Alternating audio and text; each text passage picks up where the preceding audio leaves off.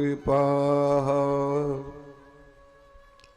बोले सतगुरुदेव महाराज की जय। आनंद कंद भगवान की जय।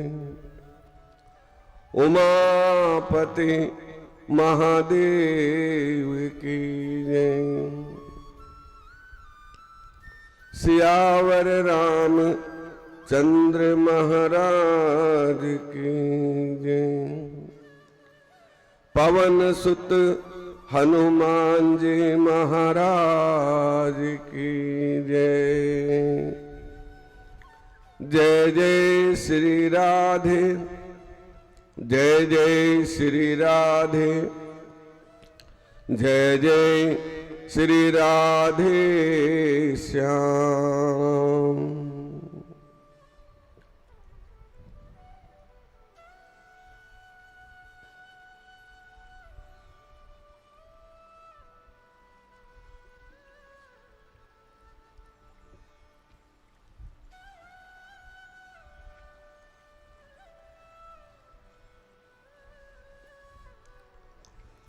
नाम तुम्हारा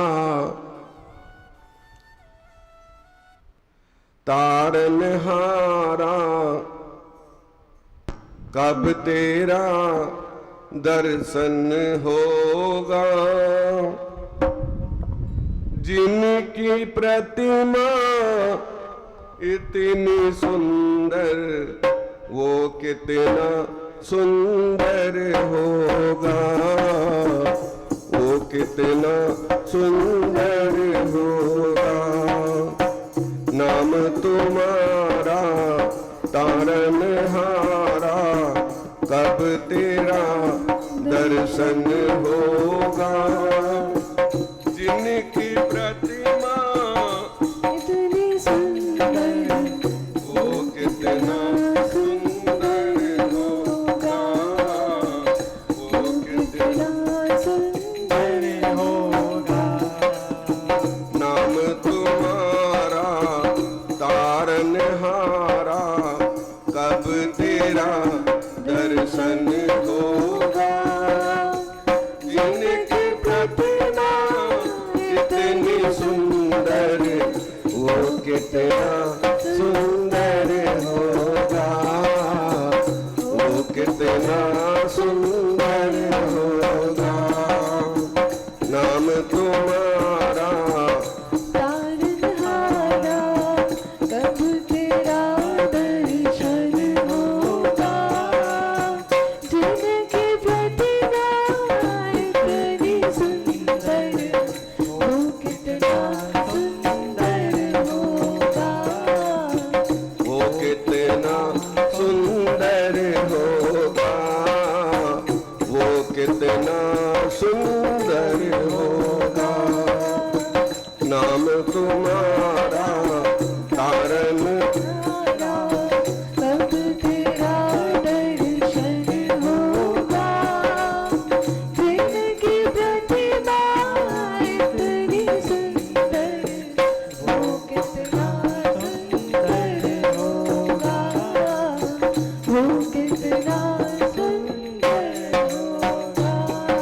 तुमने तारे लाखों प्राणी, ये संतों की बाणी है।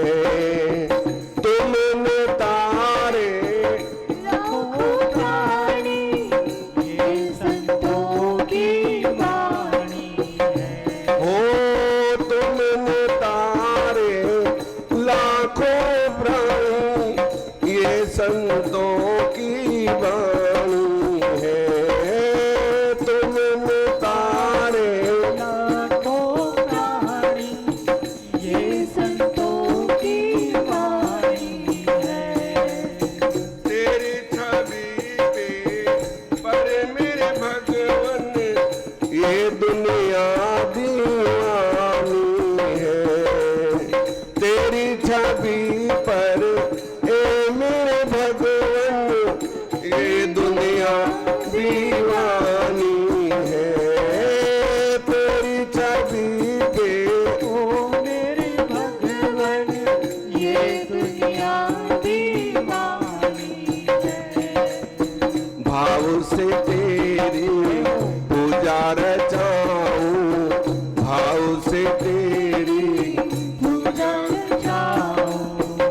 जीवन में मंगल होगा। भाव से तेरी पूजा रचाऊं, जीवन में मंगल होगा। जिनकी प्रतिमा इतनी सुंदर, वो कितना सुंदर होगा, वो कितना सुंदर होगा।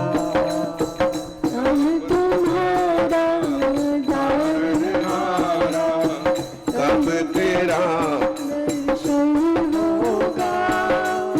जिनकी प्रतिमा इतनी सुंदर, वो कितना सुंदर होगा, वो कितना सुंदर होगा, वो कितना सुंदर होगा। नाम तुम्हारा तारनहारा, कब तेरा दर्शन होगा। जिनकी प्रतिमा इतनी सुंदर, वो कितना सुंदर होगा, वो कितना सुंदर होगा। सुरवर मुनि जन जिन चरणों में निस दिन शीश झुकाते हैं। सुरवर मुनि जन जिन चरणों में निस दिन शीश झुकाते हैं। सुर नर मुनि जन जिन चरणों में निस दिन शीश झुकाते हैं। सुर नर मुनि जिन चरणों में निस दिन शीश झुकाते हैं। जो गाते हैं प्रभु की महिमा, वो पा जाते हैं। जो गाते हैं प्रभु की महिमा, सच्चा सुख वो पाते हैं। जो गाते हैं प्रभु की महिमा, वे सब कुछ पा जाते हैं। अपने कष्ट मिटाने को दाता, अपने कष्ट मिटाने को तेरे चरणों में बंधन होगा। अपने कष्ट मिटाने को तेरे चरणों में बंधन होगा। जिनकी प्रतिमा इतनी सुंदर, वो कितना सुंदर होगा, वो कितना सुंदर होगा। नाम तुम्हारा तारनहारा, कब तेरा दर्शन होगा।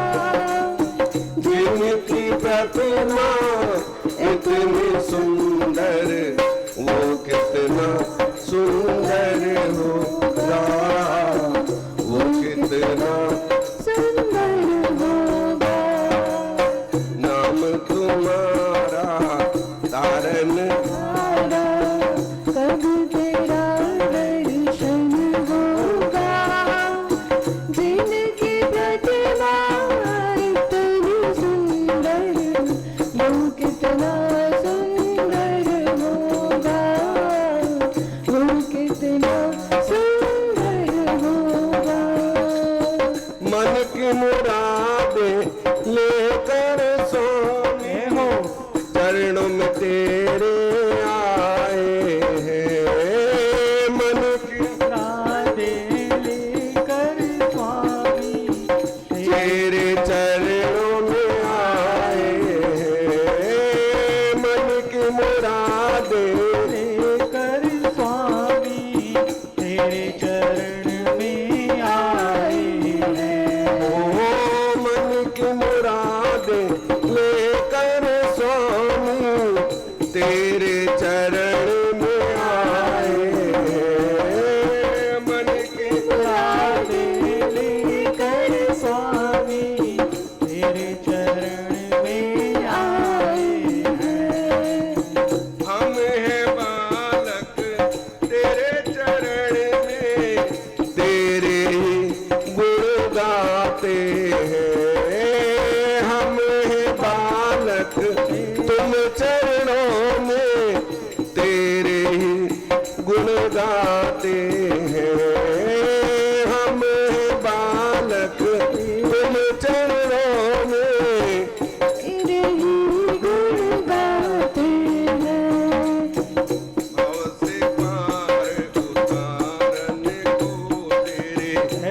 भाव से पार उतारने को तेरे गीतों का संगम होगा।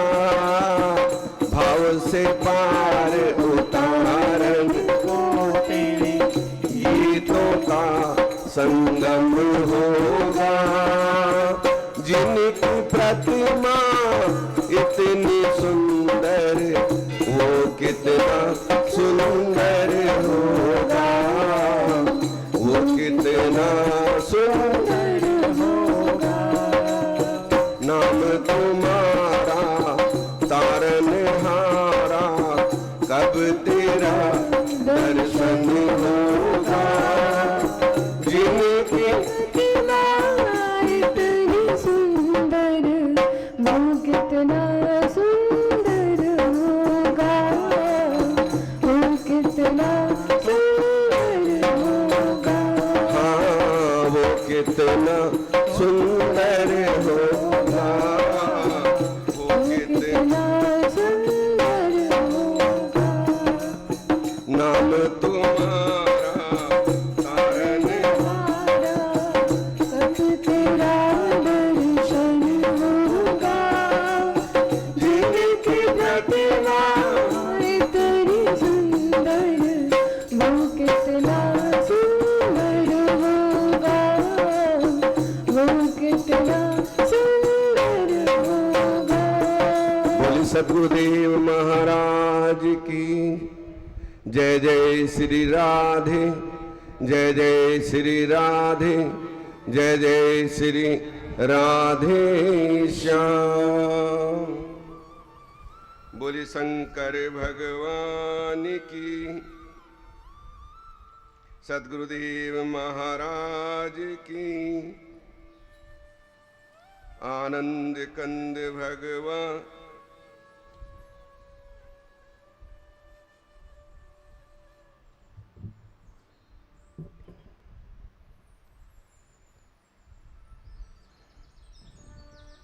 तो इस तरह से उसका नाम जो हरदम अपने हृदय में धारण करता है ना, 8 पहर 64 घड़ी ना भूलो नाम, ना जाने कौन घड़ी आन मिले भगवान। ना जाने किस घड़ी वो आकर मिल जाएं। तो इसलिए 8 पैर और 64 घड़ी होती है ना, तो हमेशा उसका नाम ध्यान होना चाहिए, उसका नाम हमारे हृदय में होना चाहिए, भाव से, निश्चल मन से।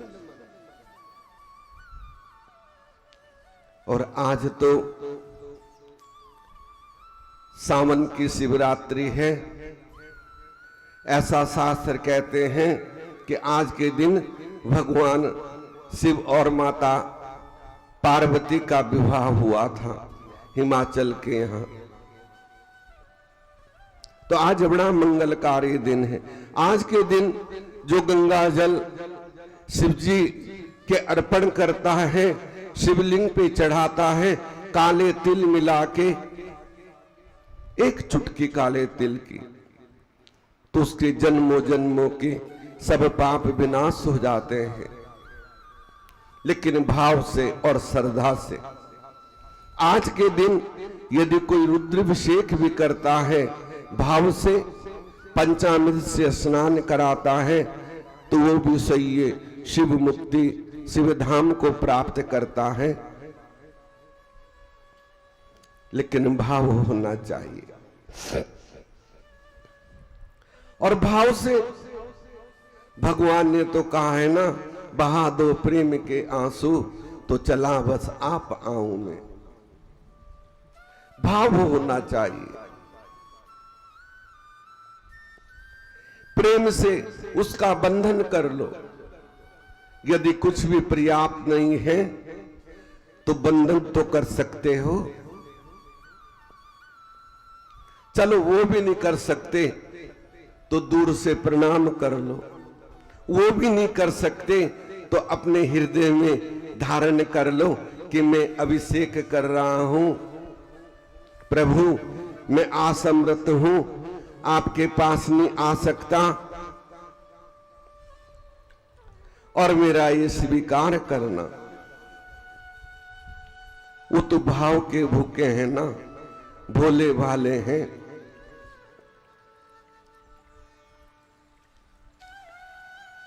तो त्रिलोकी में भी दुर्लभ जो वस्तु है वो भी वो सुलभ कर देते हैं, और जो भाव से उसकी पूजा करता है,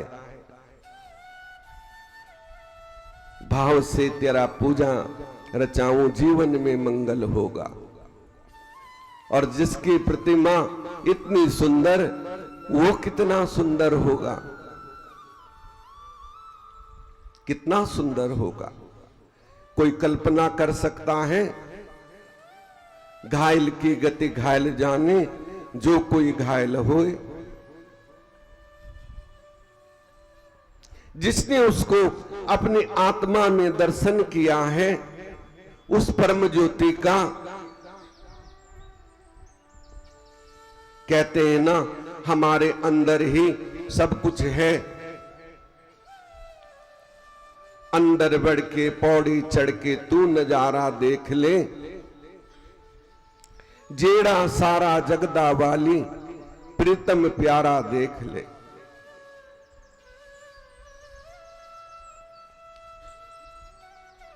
अंदर खिल रहे गुलजार, अंदर फूलों की बहार, अंदर सूरज चंदा हजार, और सतगुरु प्यारा देख ले, जेड़ा सारा जगदा वाली प्रीतम प्यारा देख ले। अंदर बढ़ के पौड़ी चढ़ के तू नजारा देख ले, तेरे अंदर सब कुछ है। लेकिन ऐसे नहीं मिलता है। यदि मंदिर में ताला लगा दें और चाबी कहीं रख दें, तो हम क्या मंदिर में आ सकते हैं? नहीं आ सकते। इसलिए सबसे पहले सीतापति की कोठड़ी, चंदन जड़े किवाड़, और ताले लागे प्रेम के, खोले कृष्ण मुरार। ये जो हमारा ब्रह्मांड है ना, मस्तिष्क है, इसमें प्रेम के ताले लगे हैं। कब खुलेंगे? सद्गुरु शरणागत वत्सलम, जब हम सतगुरु के शरणागत होंगे, वो हमें वो नाम रूपी चाबी दे देगा ना, तो सौते ही खुल जाएंगे। और फिर हमारे अंदर इस ब्रह्मांड में, ये ब्रह्म है, इसके अंदर साक्षात शिव जो परम पिता परमात्मा है ना, वो सहस्त्र कमल पे विराजमान है। सहस्त्र कमल जानते हो? 1000 कमल के ऊपर बैठे हैं। हम जैसे मंदिर के अंदर भगवान के ऊपर कलश रखते हैं और उसमें से एक एक बूंद जल की भगवान के ऊपर गिर रही है, वो काय का प्रतीक है? जरा भाव से सोचो। कहा है ना, अचरज देखा भारी साधु, अचरज देखा भारी रे, गगन बीच अमृत का कुआं, झरे सदा सुखकारी रे, और पंगु पुरुष चढ़े बिन सीढ़ी, पीवे भर भर झारे रे। गगन बीच, इस गगन के अंदर, इस शरीर के अंदर वो अमृत का कुआं है। जो जहां सहस्त्र कमल पे साक्षात शिव विराजमान हैं और उनके ऊपर एक एक बूंद अमृत की गिर रही है। और जब वो अमृत की बूंद हमारे शरीर में, इस विग्रह में आते हैं, तो हम शीतल हो जाते हैं और जन्म मरण से मुक्त हो जाते हैं।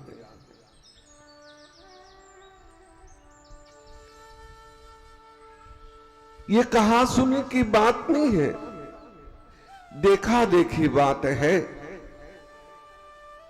मैंने कल सुनाया था ना, कतनी तो मीठी है, बहुत मीठी है, खांड से भी मीठी है, लेकिन करनी विष की वेल है। और कथनी छोड़ करनी करे तो विष से अमृत होए। जरा करनी करके देखो तो पसीना आता है और क्रोध भी आएगा, आवेश भी आएगा, क्योंकि बार बार शब्द रूपी व्यंग बाण खाने पड़ते हैं ना। और जिसने उसको रोक लिया उस समय वही सच्चा भक्त है। तो शास्त्रों में कहा है कि वो ऐसा अमृत है कि वृद्ध को भी जवान कर देता है, उसे कभी बुढ़ापा नहीं व्यापता। यहां तक कि भूख प्यास भी उसको नहीं सताती। यदि वो चाहे तो भोजन कर ले, अन्यथा उसके शरीर को अकस्मात कोई कष्ट नहीं आता है। हाँ, जब समय आएगा तो एक दिन सबको जाना है, सबने जाना है। एक दिन यहां से मुस्ती के लिए ठिकाना नहीं है, वो तो सबने जाना है। लेकिन योगी अपनी इच्छा से शरीर छोड़ता है, यदि उस अमृत को पान कर लेता है। जब उसकी इच्छा चाहे तो शरीर को छोड़ देता है।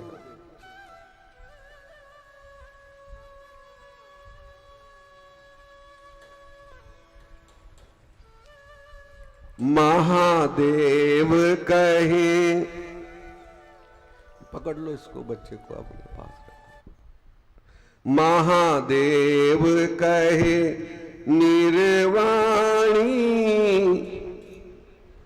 सुन गिरजा अमर कहानी। महादेव कहे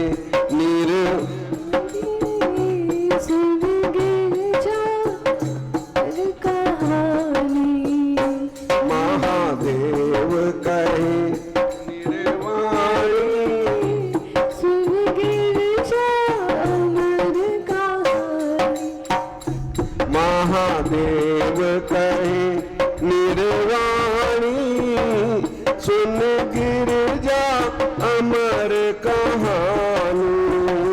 महादेव कहे सुन गिरजा अमर कहानी। हो सुन गिरजा अमर कहानी, सुन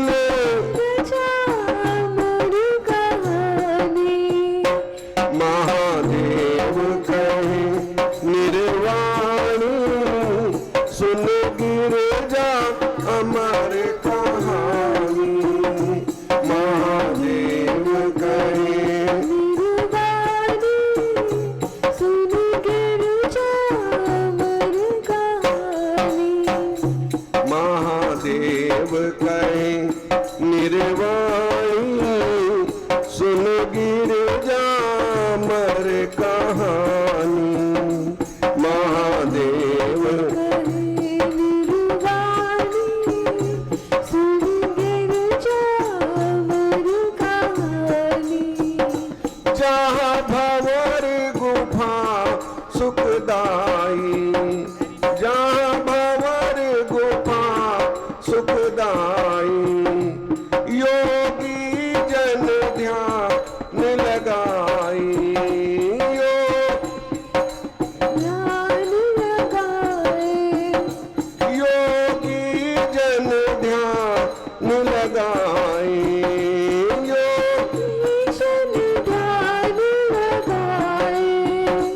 सब काया सुध विश्रामी सुन गिरजा अमर कहानी सब काया सुध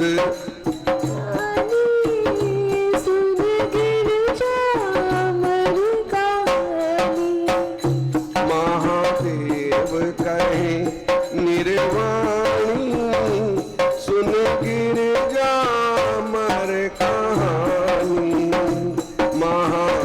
देव कहे निर्वाणी सुन गिरजा अमर कहानी फिर प्राण अपान मिलाए फिर प्राण अपान मिलाए हो फिर अपान मिल जाए योगी जन ध्यान लगाए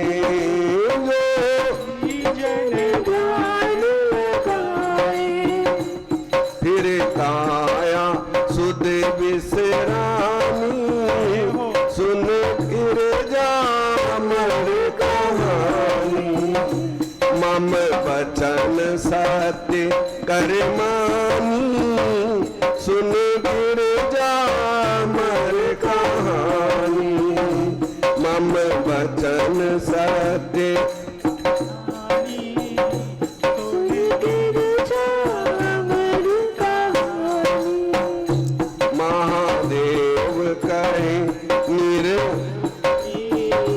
सुन गिरजा अमर कहानी नहीं जीव कले वर माही नहीं जीव कले वर माही हो नहीं कहे वरमाही फिर काल आए और जाई फिर काल आए और जाई फिर आए और जाए फिर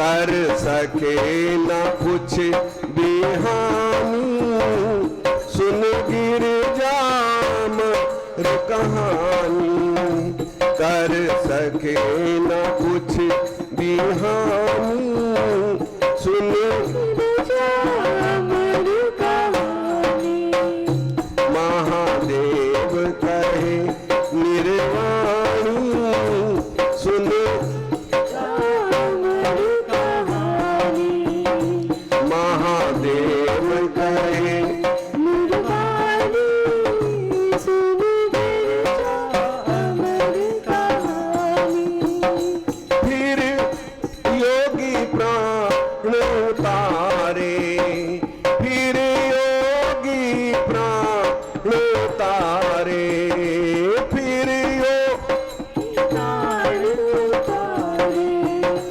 ब्रह्मानंद अमर तन धारे जी ब्रह्मानंद अमर तन धारे मम वचन सत्य करमानी सुन गिरजा अमर कहानी हो महादेव कहे निर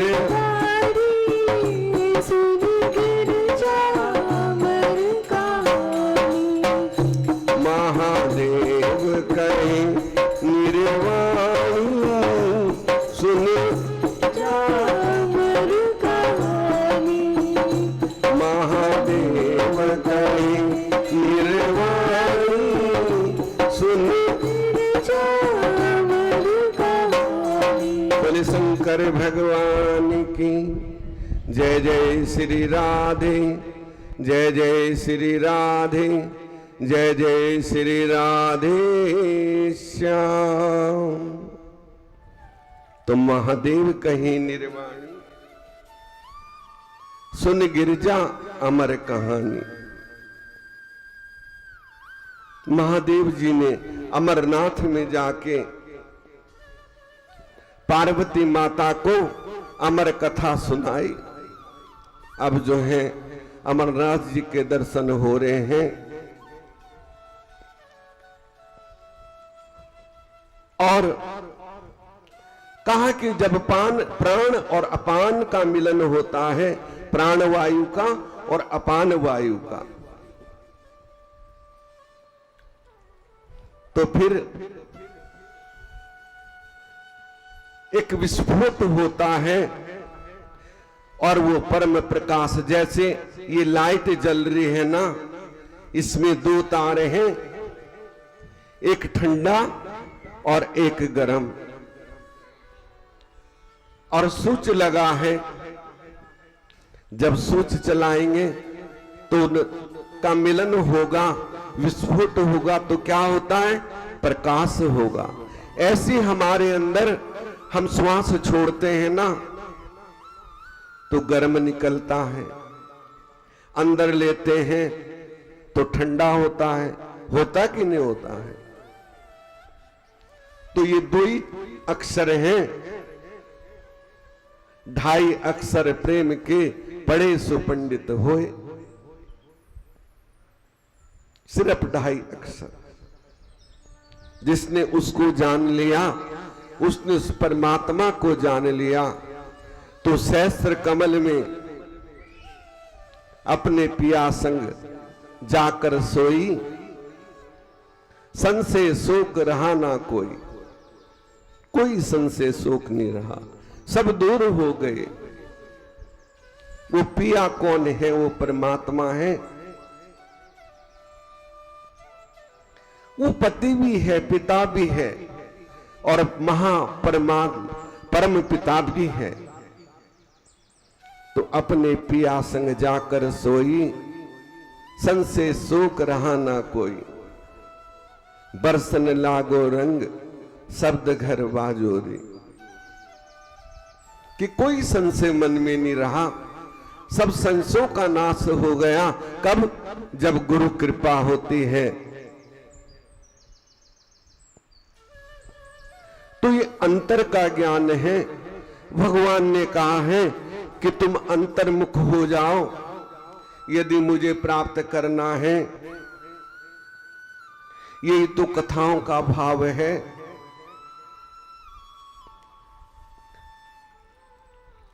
हरि अनंत हरि कथा अनंता, कहीं सुनई सब विधि सब संता। अनंत कथाएं हैं, लेकिन सबका सार तो ज्ञान है। तो हमने ज्ञान को जानना है, और जिसने उसे जान लिया वो वास्तव में सब भूल जाते हैं। ये दुनिया,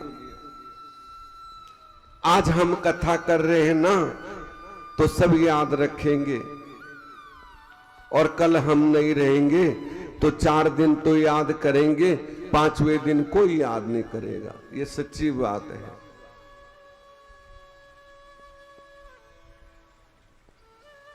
ये दुनिया ऐसी है।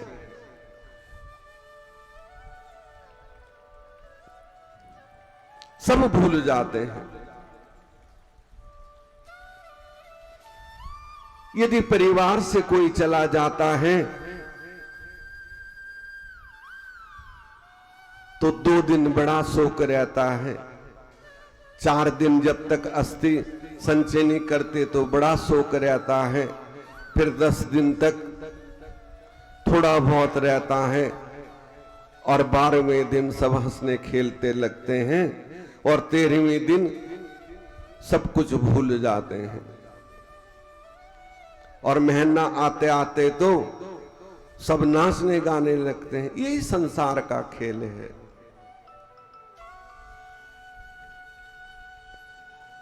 तभी तो कहा ना कि किससे करिए प्यार, यार खुद गर्ज जमाना है।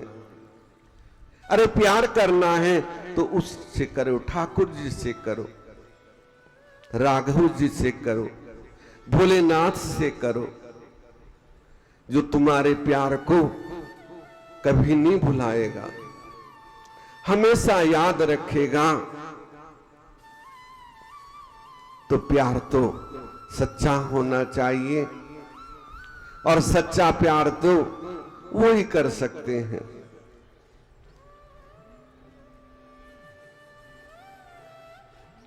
तो ब्रह्मा जी कहते हैं अब विष्णु आदि सब देवता परम उत्सव कर कुमार को कैलाश पर ले गए। वहां बड़ा उत्सव हुआ।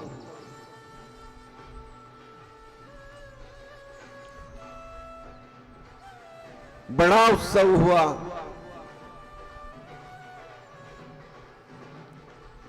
और सब ने उनको सब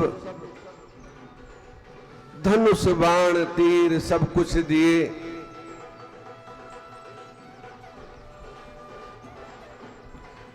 उसके बाद तारकासुर का वध किया। सूत जी कहते स्कंद का चरित्र सुनकर नारद जी बहुत प्रसन्न हुए। उन्होंने ब्रह्मा जी से पूछा, प्राणनाथ स्वामी, कार्तिकेय का ये अमृतमय चरित्र तो मैंने सुन लिया है, अब आपने जो बीच में कहा था ना कि गणेश जी की उत्पत्ति हुई,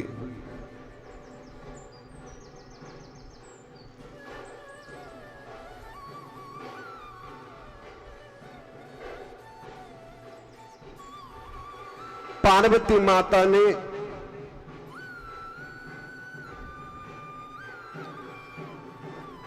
कैसे गणेश जी को उत्पन्न किया,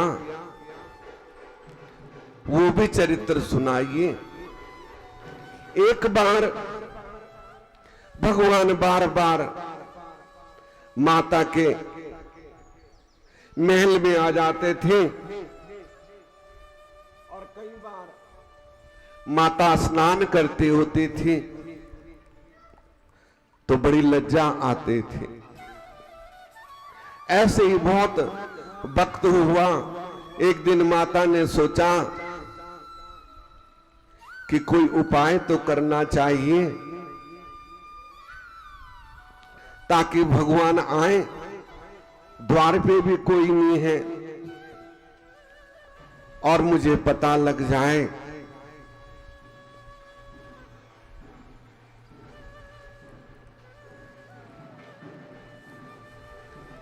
तो माता ने जो है अपने शरीर से मैल उतारा और मैल उतार के जब स्नान करने लगी, उसका एक पुतला बना दिया। पुतला बना के उसमें प्राणों का संचय कर दिया और वो पुतला उठ के बैठ गया। माता को प्रणाम किया। माता ने कहा, माता से कहने लगा कि मेरा क्या नाम है, मुझे क्यों उत्पन्न किया है। तो माता ने कहा, तुम गणेश हो, मेरे पुत्र हो, आज से तुम द्वार पे मेरे द्वार की रक्षा करना और किसी को भी अंदर मत आने देना। कोई भी आए, मेरी आज्ञा के बिना कोई भी मेरे गुफा में महल में प्रवेश ना कर सके। इस तरह गणेश जी को द्वार पे बिठा दिया।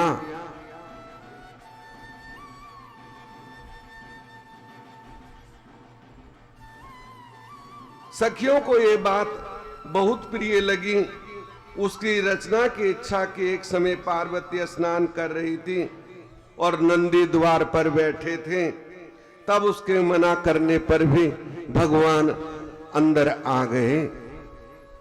इसी की वजह से माता ने रचना की। सखियां बड़ी खुश हुई कि अब भोलेनाथ को पता लगेगा। पहले तो जबरदस्ती अंदर घुस आते थे, लेकिन अब देखें कैसे आएंगे।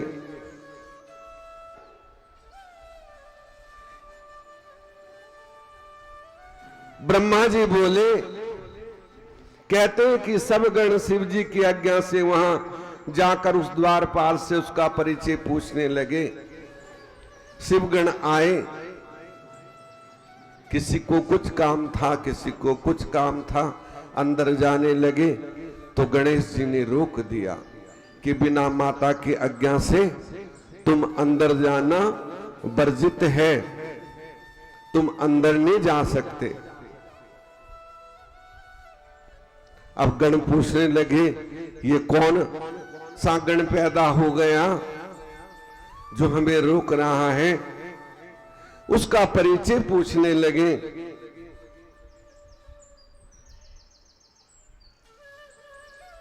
उन्होंने कहा, पूछते कहने कि क्या, यदि तू जीना चाहते हो तो यहां से दूर जा। इस पर गणेश जी क्रुद्ध हो हाथ में दंड लिए उन गणों से निर्भय होकर बोले कि तुम सब यहां से दूर चले जाओ।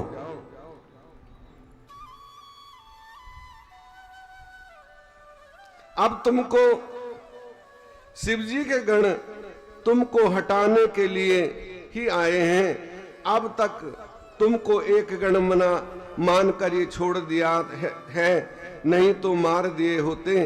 अब क्यों मरना चाहते हो, भाग जाओ। ये सुनकर निर्विकर पार्वती पुत्र ने उन्हें घुमड़ दिया और वह द्वार से ना हटे। इस पर शिव जी के गण लौट गए, जाकर सब बातें कह सुनाई। उसे सुन शिव जी अपने गणों को डांटने लगे और कहा कि मैं कुछ नहीं जानता, जैसे भी हो जाकर उस गण को हटाओ। अब में वे गण फिर पार्वती मंदिर पर उस द्वारपाल गणेश जी के पास आए, हटने को कहा। गणेश जी ने कहा, मैं पार्वती का पुत्र हूं, कदापि नहीं हट सकता। इतने में द्वार पर हो हल्ला सुनकर पार्वती ने अपनी एक सखी को भेजा तो देखा क्या हो रहा है। सखी ने देखकर हर्षित हो सब वृतांत माता को जाकर सुनाया कि गणेश जी किसी को अंदर नहीं आने दे रहे, बहुत अच्छा है। माता भी बड़ी प्रसन्न हुई।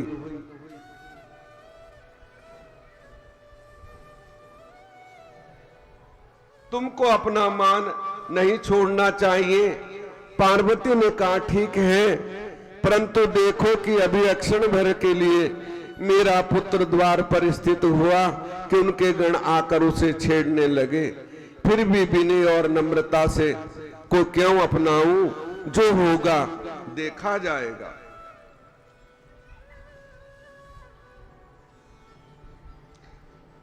शिव जी की आज्ञा स्थिर हो, उनकी आज्ञा का पालन करूंगा, तुम भी शिव जी की आज्ञा का पालन करो। ये सुन शिव जी के गण हठपूर्वक फिर मंदिर में नहीं गए और शिव जी के पास लौटकर वृतांत को निवेदन किया।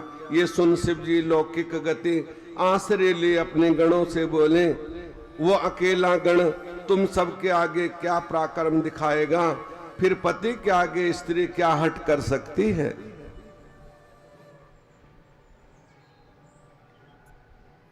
नहीं कर सकती ना, क्या हट कर सकती है।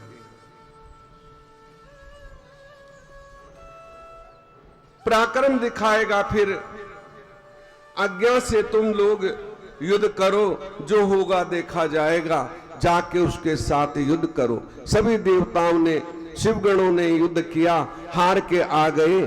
फिर देवता गए, विष्णु जी गए, सबको उसने हरा दिया। एक दंड से ही सबका पराक्रम चूर चूर कर दिया, क्योंकि मात्र शक्ति बहुत बड़ी होती है।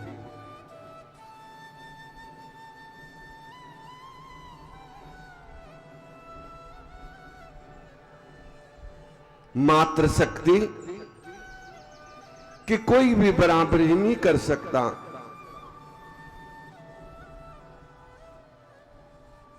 इस तरह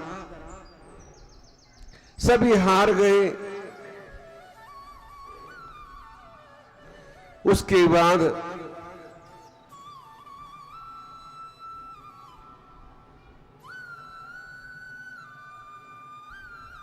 शिव जी को क्रोध आया और क्रोध में आके चले, जाके द्वार पे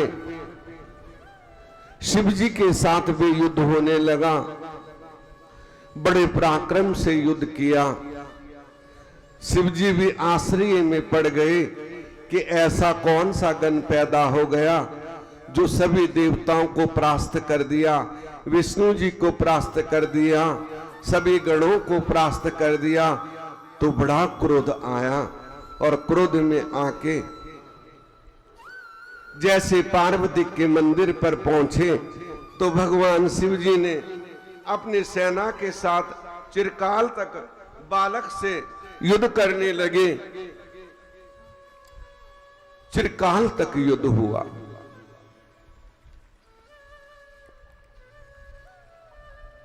नारद बोले, जगपालक उस कृता वृतांत को सुनकर महादेव जी ने क्या किया?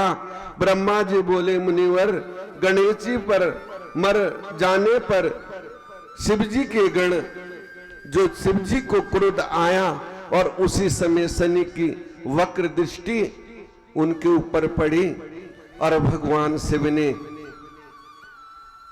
गंधर्व विद्या उत्पन्न कर दी और गणेश जी का सिर छेदन कर दिया। माता को क्रोध आया।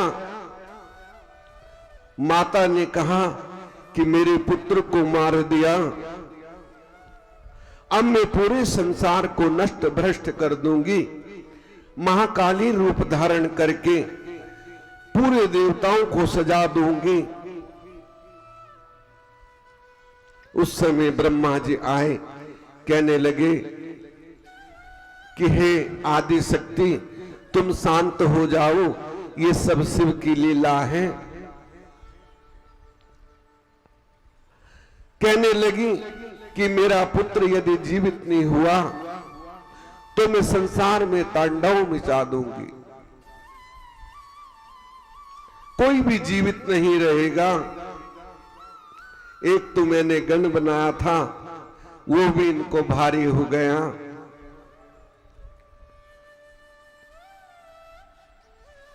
इस तरह नारद जी बोले, बालक उस वृतांत को सुनकर महादेव जी ने क्या किया? ब्रह्मा बोले, मुनिवर, गणेश जी पर जाने पर शिव जी के गण पटहा बजाकर महोत्सव करने लगे। पार्वती को बड़ा क्रोध आया, लेकिन सभी देवता, नारद जी बोले, परमेश्वर, गिरजा पुत्र को जीवित होने पर क्या विष्णु जी ने वेद मंत्रों के योग आमंत्रित कर शिव को स्मरण कर गणेश जी पर माता के कहने से सभी गण शिव जी के पास आए। शिव ने कहा कि जो बालक अभी जन्मा हो ना, उसका सिर काट के ले आओ और इसको जीवित कर देंगे। वहां से सभी गण इधर उधर गए और ऐसे जीव का सिर लाना जो पैदा हुआ हो और उसकी माता उसकी तरफ पीट करके पड़ी हो। सबके पास गए, मानव के पास, दानव के पास, सभी जीव जंतुओं के पास, लेकिन सभी मां अपने बच्चे को निहार रही थी। कोई गोद में लेके पड़ी थी। लेकिन जब हाथी के पास गए तो उसी समय पैदा हुआ था, लेकिन हथनी जो है पीट करके पड़ी थी। उन्होंने उसका सिर काट के लाया और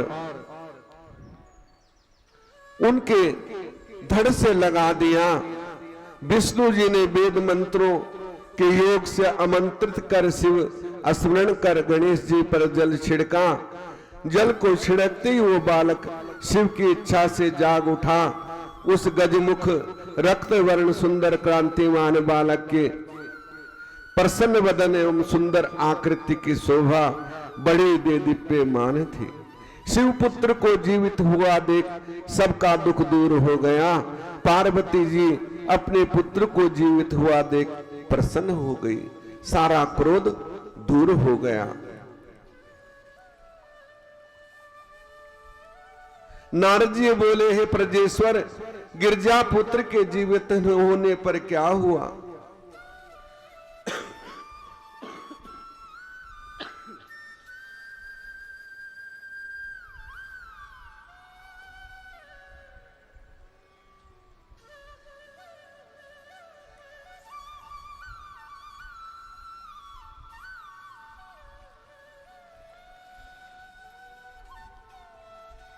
ब्रह्मा जी बोले, मुनिवर, जब देवी ने देखा कि मेरा पुत्र जीवित हो गया, वो बहुत प्रसन्न हुई और दोनों भुजाओं से पकड़कर उसका आलिंगन करने लगी, अपनी छाती से लगाया,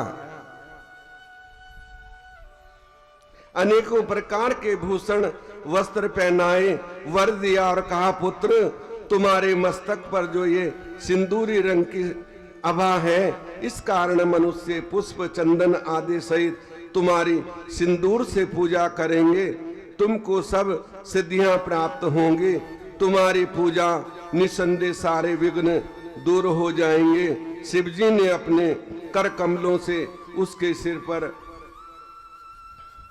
हाथ फेर कर कहा, ये मेरा दूसरा पुत्र है। गणेश जी ने उठकर शिव जी को प्रणाम किया, सब देवताओं को प्रणाम करते हुए उनसे अपने अपराध की क्षमा मांगी। त्रिदेवी ने वर दिया, सबको पूज्य गणनाथ गजानंद कहा, तब ने गणेश जी विघ्नहर्ता सब काम फलदायक हुए। साथ ही त्रिदेवों ने कहा कि पहले मनुष्य इनकी पूजा करें। फिर सबसे पहले शिव ने सभी मंगलिक वस्तुएं मंगाकर गणेश जी की पूजा की, फिर विष्णु ने, फिर पार्वती जी ने, उसके पीछे अन्य सभी देवताओं ने बड़े भाव से गणेश जी का पूजन किया। तो प्रथम पूजन किसका है? गणेश जी का। कैसी शक्तियां थी कि सर अलग हो गया फिर भी जीवित कर दिया। आज भी बड़ा आविष्कार हमारी साइंस ने कर लिया है। यदि तुरंत किसी का हाथ कट जाए, पैर कट जाए और तुरंत डॉक्टर पे चले जाएं तो वो जोड़ देते हैं, लेकिन 90% चांस होते हैं, 10% कम होते हैं। लेकिन उस समय 100% था।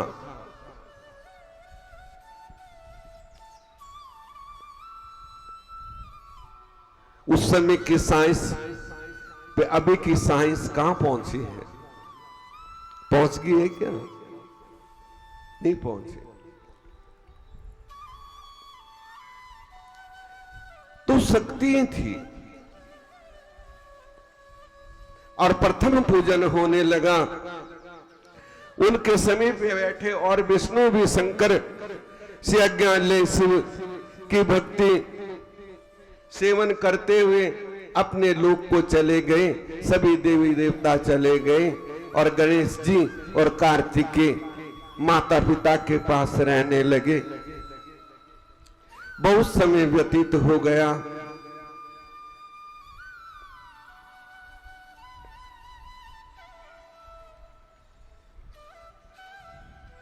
नारद जी बोले, तात ये हमने परम दिव्य गणेश जी का जन्म चरित्र सुनाया, हे सुरेश्वर, इसके पश्चाताप क्या हुआ? ब्रह्मा जी बोले, मुनि श्रेष्ठ, गणेश जी माता पिता के पालन करने से दिन रात पढ़ने और बड़ी प्रीति से सर्वदा खेल कूद करने लगे। कुमार भी साथ रहते थे। बहुत समय व्यतीत हो गया। माता पिता की इच्छा को जानकर दोनों कुमारों ने एक साथ विवाह करने की इच्छा की कि हमारा दोनों का अब विवाह हो जाना चाहिए। विवाह भी तो जरूरी है।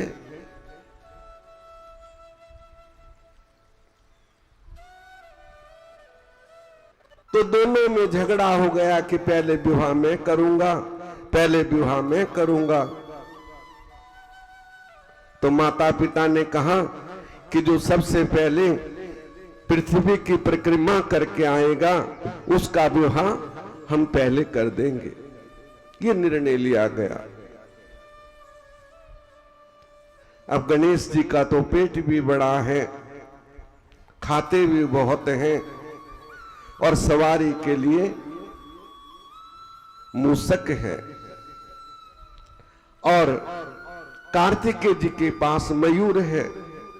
मयूर तो पल भर में कहीं से कहीं घूम आता है और चूहा कितनी दूर चलेगा। तो कार्तिकेय जी मयूर पे सवार होके पृथ्वी पर्यटन के लिए निकल गए। अब गणेश जी तो रिद्धि सिद्धि बुद्धि के दाता है ना।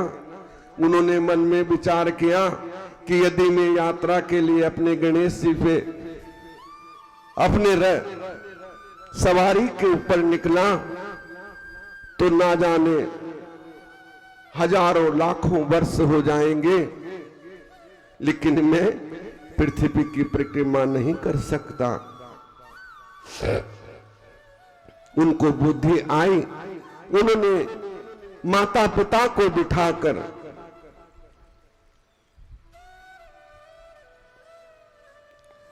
कहा कि तुम बैठो, मैं आपकी पूजा करना चाहता हूं। भगवान ने कहा, अरे कार्तिकेय जी तो निकल गए और तू क्यों नहीं जा रहा है?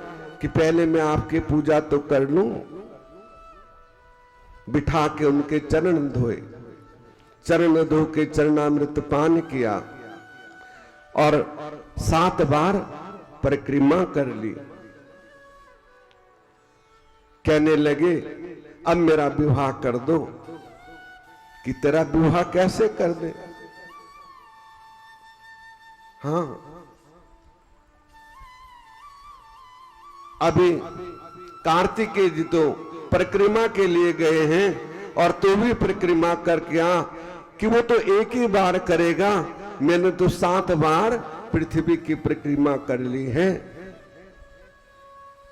कैसे कर ली? कि माता पिता और आप तो साक्षात शक्ति हैं, आदि शक्ति हैं और आप पराशक्ति हैं, शिव हैं। मैंने आपके 7 बार परिक्रमा की तो मेरी 7 बार पृथ्वी की परिक्रमा हो चुकी है।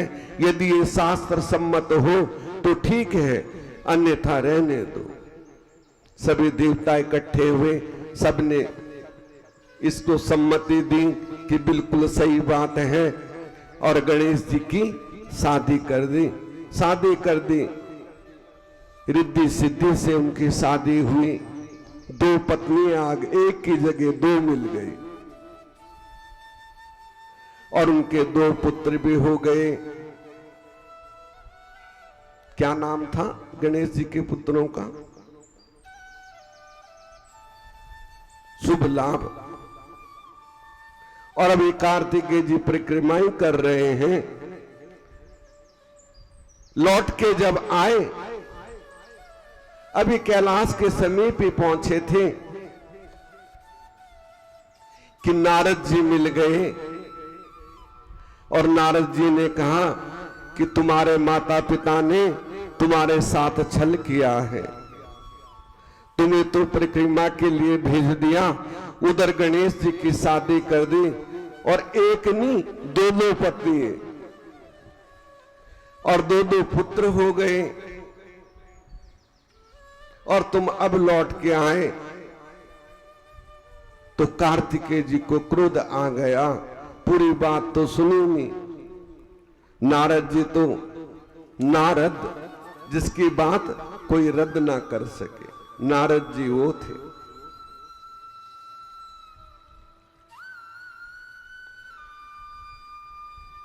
और कैलाश पे तो आए, माता पिता को प्रणाम किया और प्रणाम करने के बाद भतेरे रोकने की कोशिश की। पुत्र तुम बात तो सुनो, बात तो सुनो। लेकिन वो क्रुद्ध होके कौच पर्वत पर चले गए। माता को बड़ा दुख हुआ, कहने लगी मेरा पुत्र रुष्ट होके चला गया, लेकिन करते भी क्या।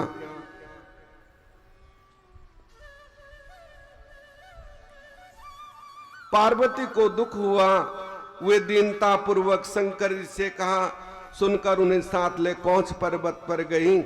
तब पर पार्वती और शंकर वहां जाते देख कुमार विरक्त हो वहां से अन्य चले गए। शंकर पार्वती ने वहां जाकर कुमार से भेंट की। तब से उन दोनों स्थानों में कार्तिकेय कुमार सहित शंकर पार्वती का बड़ा महात्म है, अब तक वहां पूजनीय है। दक्षिण भारत में मोरेश्वर की पूजा करते हैं, उनको मोरेश्वर बोलते हैं, ठीक है ना। तो भगवान ने समझाया, वहां पे पहुंचकर जब उनसे मिले, लेकिन उन्होंने फिर भी बात नहीं मानी कि अब मैं विवाह ही नहीं करूंगा, विरक्त हो गए।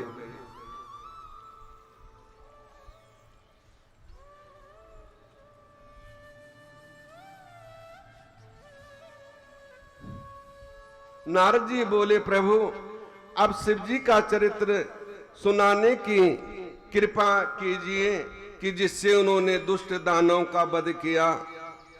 ब्रह्मा जी बोले, एक समय व्यास जी ने सनत कुमार से ये बात पूछी थी, तब उन्होंने कहा कि वही कथा मैं कहता हूँ। सनत कुमार बोले, व्यास जी अब तुम शंकर जी के उस शुभ चरित्र को सुनो कि जिसमें एक ही बाण से उन्होंने असुरों का नाश किया, त्रिपुरासुरों का वध किया।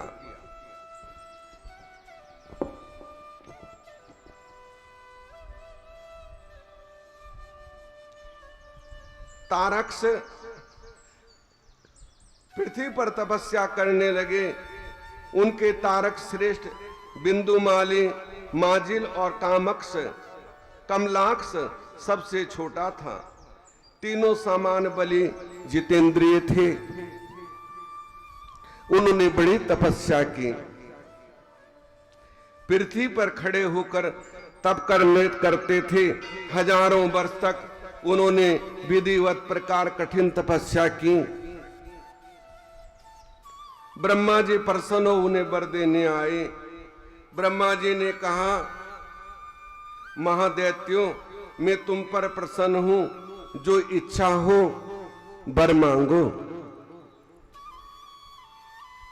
आवाज ठीक है? असुरों ने ब्रह्मा जी को प्रणाम किया।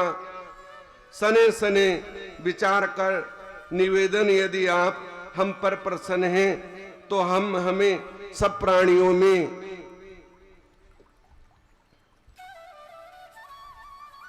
से अवध्य कीजिए। हमारे जो विघ्न हो उन्हें दूर कीजिए। हम सब अजर अमर, और यदि हम चाहें तो त्रिलोकी का भी वध कर दें। थोड़ी सी कम कर दो इसको, आवाज थोड़ी सी कम कर दो। उसे तोड़ ना सके ये कहकर तारक्ष ने अपने लिए स्वर्ण का, कमलाक्ष को चांदी का और बिंदमाली को लोहे का पुर निर्माण कर शिव जी के हाथों से तुम मारे जाओगे, अमर तो हो नहीं सकते, लेकिन शिव के हाथों से तुम्हारा वध होगा। क्योंकि संसार में जो पैदा होता है उसकी मृत्यु अवश्य है। तीनों महाबली पुत्र अपने अपने पुर में आनंद से भोग भोगने लगे। व्यास जी बोले, ब्रह्मपुत्र फिर क्या हुआ? ब्रह्मा जी बोले, शिव जी के चरण कमलों का ध्यान कर। सनत कुमार ने कहा, इस तरह इस प्रकार त्रिपुरों के तेज से दंड उदंडित हो देवता दुखित हो ब्रह्मा जी के पास गए, अपना सब कष्ट कहा। उसके बाद प्रार्थना की। ब्रह्मा जी ने इन्हें संतोष देकर शिव जी के पास जाने की आज्ञा दी। स्तुति कर देवताओं ने कहा, हे हिरण्यगर्भ, आपको नमस्कार है। प्राणियों की संहार करता आपको नमस्कार है। सनत कुमार कहते, जब अनेक प्रकार से त्रिशूलधारी भगवान महादेव जी की इंद्र आदि देवताओं ने स्तुति की, कहा कि हे महादेव, तारक के पुत्रों से हम सब इंद्र आदि पराजित हो गए हैं। अनेक प्रकार के त्रिशूलधारी महादेव जी ने इंद्र पुत्रों से हम सब इंद्र आदि को पराजित कर दिया है। त्रिलोकी को अपने बस में करके हमको नष्ट कर रहे हैं, संसार को उजाड़ दिया है। हे शंकर जी, जब तक त्रिपुरों का नाश नहीं होता तब तक आप शीघ्र ही किसी नीति का विधान कीजिए। तब इंद्र आदि देवताओं के वचनों को सुनकर शिव जी ने कहा, शिव जी बोले, देवताओं, मैं तुम्हारे कष्टों को जान रहा हूँ, परंतु क्या करूं? त्रिपुरों के स्वामी अभी तक पुण्य आत्मा हैं, कारण वे अवध्य हैं। जब तक वो मेरे भक्त हैं उन्हें मार नहीं सकता। तुम लोग विष्णु के पास जाओ और जैसा वो कहें वैसा करो। ये सुनकर इंद्र आदि देवताओं ने पहले ब्रह्मा जी से अग्रणी बना विष्णु के पास ले गए और विष्णु जी ने समस्त गण शीघ्र ही विष्णु भगवान से निवेदन किया। विष्णु से बातें सुनाकर कहा, सत्य है, जहां पर सनातन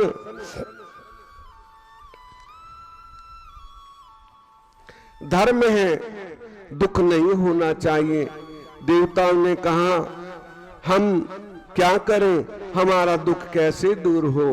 जैसे भी हो शीघ्र इनके वध का उपाय कीजिए, अन्यथा सब देवता अकाल ही काल के गाल में चले जाएंगे। नारायण भगवान ने अपने मन से विचार किया और देवताओं का कार्य कैसे करूं, क्योंकि तारक के पुत्र तो शिव जी के भक्त हैं। सामर्थ विष्णु ने यज्ञों का स्मरण किया, उनके स्मरण करते यज्ञ गण वहां तत्क्षण उपस्थित हुए। उन्होंने पुराण पुरुषोत्तम यज्ञपति विष्णु को नमस्कार कर प्रसन्नता की। तब उन्हें दिखाकर विष्णु ने इंद्र आदि से कहा, देवताओं, तीनों जगत की विभूति के लिए यज्ञ करो, यज्ञ से त्रिपुरों का विनाश होगा। सनंद कुमार कहते हैं, आस्तम भगवान के वचन सुनकर उन्हें प्रेम प्रणाम कर देवता उन यज्ञेश्वर स्तंभ करने लगे। सविधि चयन कर यज्ञ का विधान किया। फिर तो उस यज्ञ कुंड से एक महान शरीर वाला शूल शक्तिधारी हजारों भूतों के समुदाय निकल पड़े।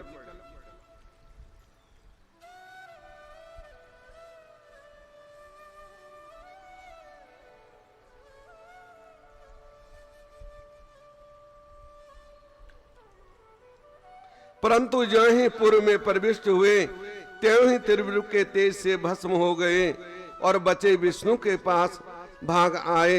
उनका संगार सुन विष्णु चिंतित हो गए। उन्होंने देखा इंद्र आदि सभी देवता संतप्त हैं। विष्णु दैत्यों की जीत की चिंता से व्याप्त हो गए। उन्होंने कहा, कुछ भी हो, धर्मात्मा का नष्ट नहीं हो सकता। वेद धर्म और शिव पूजन ये दोनों नित्य कर्म जब तक है तब त्रिपुरों का नाश नहीं हो सकता। ये विचार कर विष्णु ने उन दोनों असुरों को वेद धर्म और शिवर्चन का विनाश करना ही उचित समझा। फिर उन्होंने देवताओं से कहा, अब आप लोग अपने घर जाइए, मैं यथासाध्य आपकी सहायता करूंगा। नहीं होगा तो उन दैत्यों के रुद्र से विमुख कर उन्हें भस्म कर दूंगा। सनंद कुमार कहते हैं, उनकी आज्ञा मानकर देवता अपने धाम चले गए। विष्णु देवताओं के लिए हित का विधान करने लगे। सनंद कुमार बोले कि भगवान ने अपनी आत्मा से एक तेजवान मायावी पुरुष को प्रकट किया, जिसका सिर मुंडा हुआ और मलिन वस्त्र पहने था, हाथ में काठ का पात्र और दूसरे हाथ में झाड़ू लिए चल रहा था।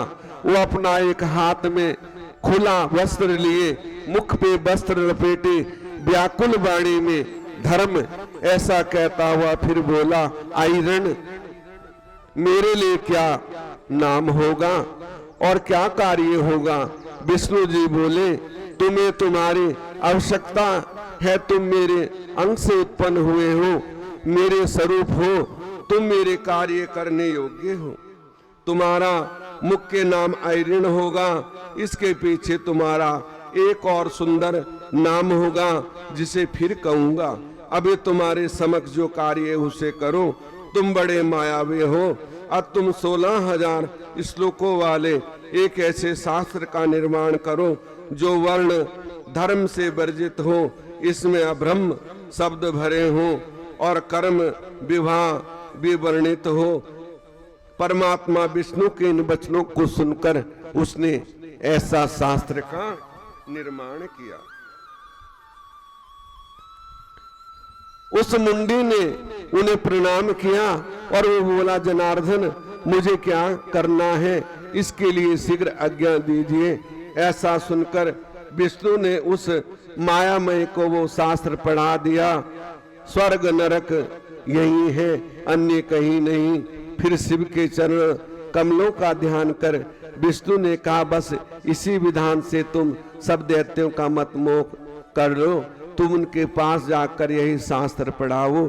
इस प्रकार त्रिपुर में तमोगुण का प्रकाश होगा, जिससे वो नष्ट हो जाएंगे और वो मुंडी त्रिपुरासुर में जो है प्रवेश कर गया और वहां पर जाकर उसने अपना वो शास्त्र पढ़ाया कि धर्म कर्म कुछ नहीं है, जो कुछ है सो सब यही है।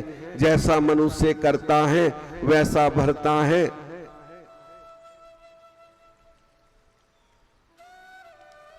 उसने अपना शास्त्र पढ़ाया और सभी कुछ ही क्षण में, कुछ ही दिनों में उसके बहुत शिष्य बन गए और तीनों पुरों में उनका प्रचार होने लगा।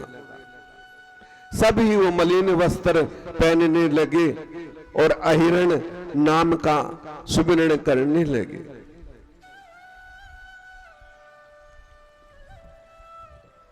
वस्त्र लपेट कर इधर उधर विचरने लगे। उन्होंने अपने हाथ में छोटे वस्त्रों से बना हुई विचार कर और शिव हिंसा के भय धीरे धीरे पैर रखकर चलना प्रारंभ किया। भगवान ने पकड़ो कर उन्हें उनके गुरु के हवाले किया। फिर पहले वाले आदि का रूप नाम रखा। उन चारों का कृषि पति कार्य और उपाध्याय नाम रखा। ये जानते हो कौन सा धर्म चलाया? कौन सा धर्म था? जैन धर्म। जो जैन धर्म वहां से प्रकट हुआ। उपाध्याय इनका नाम होता है ना।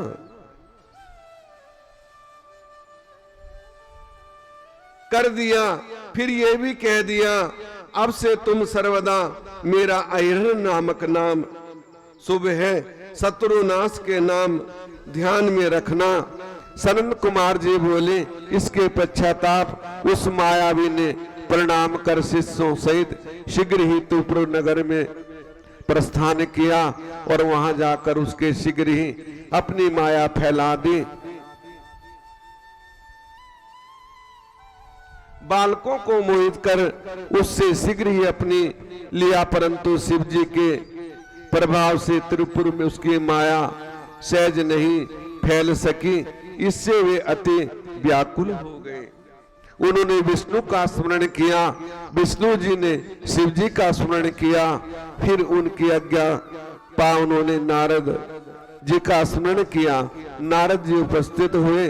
उनको विष्णु ने त्रिपुर नगरों में जाने का ये आदेश किया कि तुम इन ऋषि शिष्यों सहित वहां जाकर वहां निवासियों को मोहित कर देओ, कार्य करो।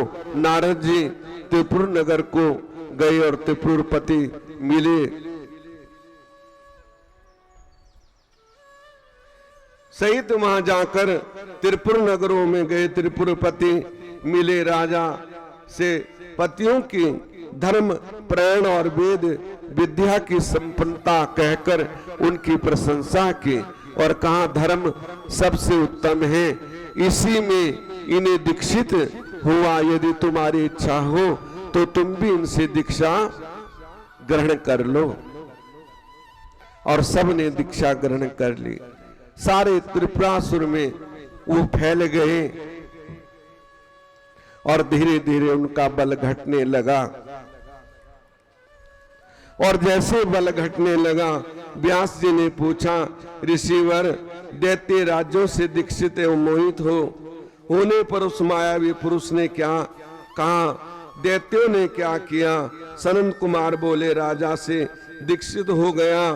तब उसको ऐरन ने कहा, मेरा ज्ञान वेदांत का सार है।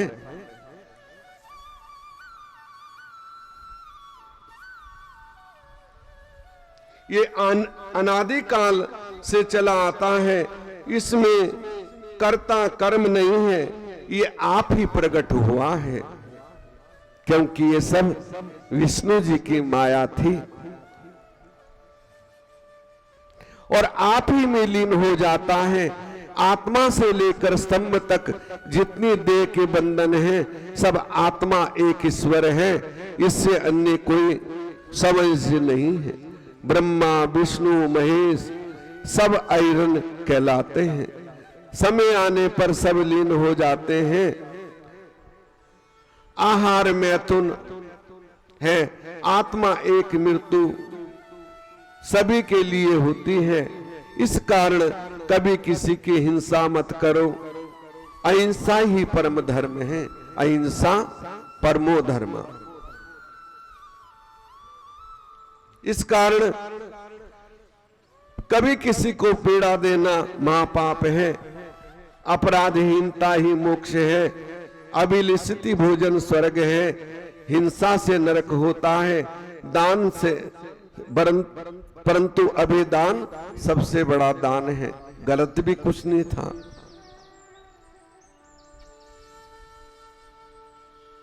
और है भी नहीं।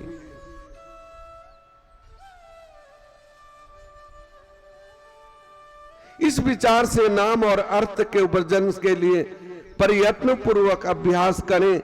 बहुत साधन की क्या आवश्यकता है। सभी और केवल 12 स्थानों की पूजा करें। 5 कर्म इंद्रियां, 5 ज्ञान इंद्रियां, मन बुद्धि, प्राणियों को स्वर्ग और नरक यही है और कहीं नहीं। सुख पूर्वक मरना ही मोक्ष है। अग्नि में तिल, घी और पशु की आहुति कर स्वर्ग की इच्छा करना बड़ी विचित्र बात है। इसी प्रकार उस असुर नायक के लिए यतिराज ने अपना सिद्धांत कह पूर्ववासियों को आदर से कहा, प्रत्यक्ष अर्थ निवास करना चाहिए। यही एकमात्र सुख साधन है। यही देव से परे की बात है। आनंद ही ब्रह्म है और नरात्मा कल्पना मिथ्या है। शरीर के स्वस्थ रहते ही सुख का साधन कर लेना चाहिए। बुढ़ापा आ जाएगा तो सुख का साधन क्या होगा। ये देह शीघ्र ही नष्ट हो जाने वाली है। अत्वज्ञानी को चाहिए कि वो सुख का साधन करे। वेद भी सुख का साधन करने को चाहता है। लोकों में जाति कल्प व्यर्थ है। सृष्टि के आदि में ब्रह्मा की उत्पत्ति हुई, जिनके 2 पुत्र दक्ष और मरीचि हुए। मरीचि के पुत्र कश्यप, दक्ष की 13 कन्या धर्म से विवाह किया। फिर प्रजापति के मुख से बाहु, उर्जंघा, चरण, बाण उत्सव और ये पूर्व पुरुष की कल्पना से ये बातें विचार संगठित नहीं होती। यदि एक शरीर से उत्पन्न हो तो उसके चारों पुत्र भिन्न भिन्न रूप वाले कैसे हो गए। इस प्रकार वर्ण आवरण का विभाग ठीक नहीं है।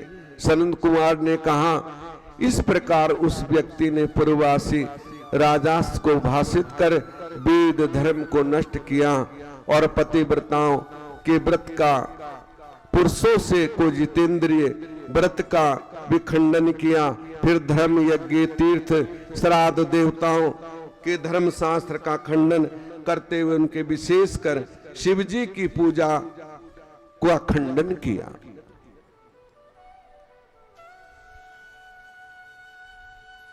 यति कर्म के अभिमान हो गया। अंतपुर की स्त्रियां, राजकुमारी, पुरवासीपुर सभी स्त्रियां इस प्रकार विमोहित हो गईं कि त्रिपुरवासी सभी अपने धर्म से परम मुख हो गए और धर्म फैल गया।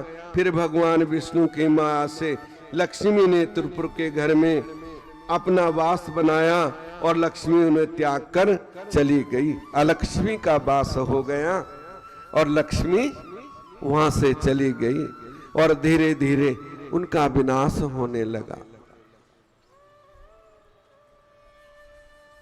नारद जी व्यर्थ हो गए। व्यास जी ने पूछा, जब दैत्यराज मोहित हो गया तब क्या हुआ? संत कुमार बोले, जब दैत्यराज शिव अर्चन से त्याग दिया और सारा स्त्री धर्म नष्ट हो गया, लोग दुराचारी हो गए, तब भगवान विष्णु ने कैलाश जाकर परमात्मा परमेश्वर को नमस्कार कर कहा कि अब उनका संहार कर दीजिए। कि जब ये सच्ची बात है, जब धर्म की हानि हो जाती है ना, अधर्म की वृद्धि हो जाती है, तो समझो हमारा पतन है। फिर अवश्य पतन होगा। और भगवान ने फिर विचार किया और तीनों त्रिपुरों को भस्म कर दिया। इस तरह उनका विनाश हुआ, खाली वो मुंडी रह गया। तो विष्णु भगवान ने कहा कि तुम्हारा ये जो तुम्हारे धर्म को मानने वाले थे ना, ये सब तो इनका कल्याण नहीं होगा, लेकिन तुम्हारा अवश्य कल्याण होगा। और तुम्हारा धर्म जो है कलयुग में प्रचलित होगा। लोग तुम्हारे धर्म को कलयुग अभी लुप्त हो जाएगा, कलयुग में इसका प्रचार प्रसार होगा। इस तरह त्रिपुरों का विनाश हुआ।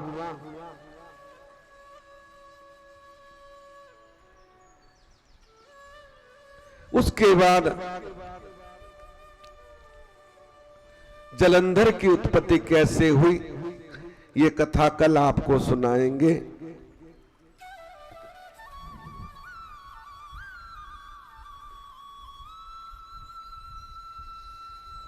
तेरी बंसी की धुन सुन कर मैं वृंदावन से आई हूँ। तेरी की धुन सुनकर मैं वृंदावन से आई हूँ। मैं वृंदावन से आई हूँ। मैं वृंदावन से आई हूँ। मैं वृंदावन से आई हूँ। मैं वृंदावन से आई हूँ।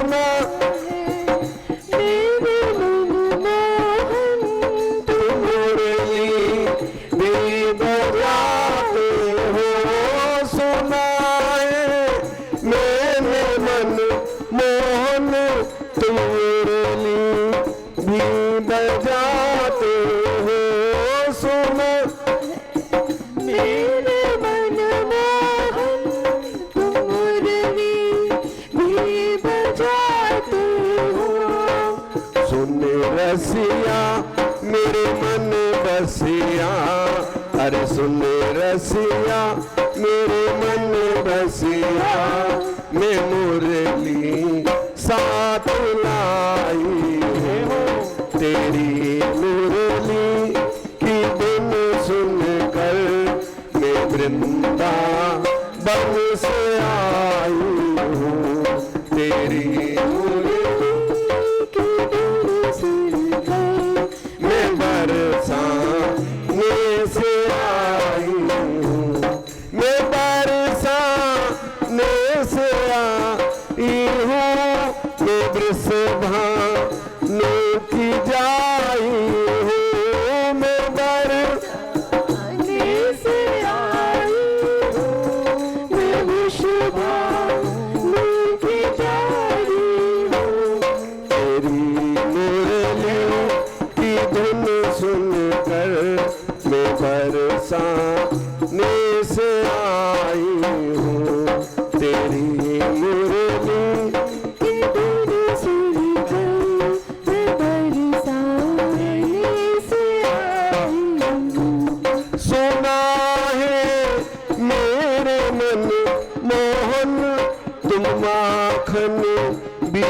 चुराते हो सुना मेरे मनमोहन तुम माखन भी चुराते हो तुम माखन भी चुराते हो सुन रसिया मेरे मन बसिया अरे सुन रसिया मेरे मन बसिया मैं मटकी साथ लाई हूँ तेरी मुरली की धुन सुनकर मैं बरसाने से आई हूँ मैं बरसाने से आई हूँ मैं वृषभानु की जाई हूँ मैं बरसाने से आई हूँ मैं विश्वभानु की प्यारी हूँ तेरी मुरली की धुन सुनकर मैं बरसाने से आई हूँ तेरी मुरली की धुन सुनकर मैं बरसाने से आई हूँ सुना है मेरे मन मोहन तुम रास भी रचाते हो सुना है मेरे मन मोहन तुम रास भी रचाते हो तुम रास भी रचाते हो तुम रास भी रचाते हो सुन रसिया मेरे मन बसिया सुन रसिया मेरे मन बसिया मैं सखियां साथ लाई हूँ सुन रसिया मेरे मन बसिया मैं सखियां साथ लाई हूँ तेरी मुरली की धुन सुनकर मैं बरसाने से आई हूँ मैं बरसाने से आई हूँ मैं वृषभानु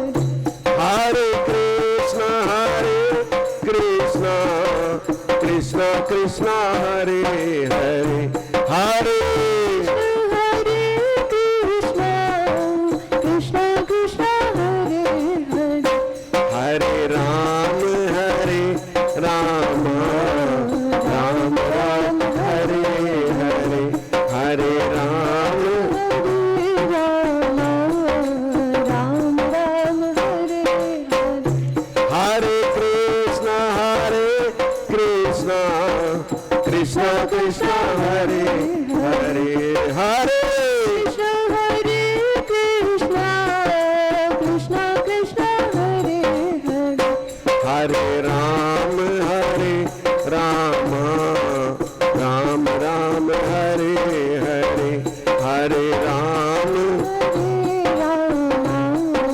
राम राम हरे हरे, हरे कृष्णा कृष्णा कृष्णा हरे हरे, हरे कृष्ण हरे कृष्णा कृष्णा कृष्णा हरे हरे, हरे राम राम राम हरे हरे, हरे हरे राम राम राम हरे हरे, हरे कृष्ण कृष्ण कृष्ण हरे हरे, हरे कृष्ण हरे कृष्णा कृष्णा कृष्णा हरे हरे, हर हर महादेव शंभु काशी विश्वनाथ गंगे, हर हर महादेव शंभु काशी विश्वनाथ गंगे, काशी विश्वनाथ गंगे, काशी अमरनाथ गंगे, हर हर महादेव शंभु काशी विश्वनाथ गंगे, हर हर महादेव शंभु। काशी विश्वनाथ गंगे। श्री शंकर भगवान की जय, जय जय श्री राधे।